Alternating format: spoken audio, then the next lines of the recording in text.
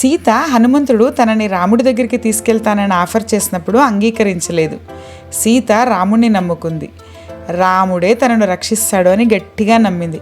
అప్పటి త్రేతాయుగం రూల్స్ ప్రకారం ఆమె తన భర్తే తనను రక్షిస్తాడు అని ఆశించింది. అంటే సీత ఏదో మనల్ని మన హస్బెండ్స్ బ్రదర్స్ వచ్చి రక్షించే వరకు వెయిట్ చేయండి అని చెప్పట్లేదు. ప్రాబ్లమ్స్ ఉన్నప్పుడు కూడా మీ విధిని మీరు కంట్రోల్లోకి తీసుకోవాలి, విధిని మార్చుకోవాలి, షార్ట్ కట్స్ లేకుండా అని గట్టిగా చెప్పింది. పెద్ద పెద్ద విషయాలు వదిలేసేయండి, చిన్న విషయాలు తీసుకుందాం. ఫర్ ఎగ్జాంపుల్, మన ముందు పెద్ద ట్రాఫిక్ జామ్ ఉందనుకోండి, మన ముందు ఒక కారు తీసుకోకూడని చోట యూటర్న్ తీసుకుందనుకుంటే మనం ఏం చేస్తాం?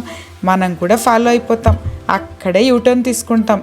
అరే ఇంకొకరు తప్పు చేస్తున్నారు కదా, మనం ఎందుకు చేయటం అని ఆలోచించాం.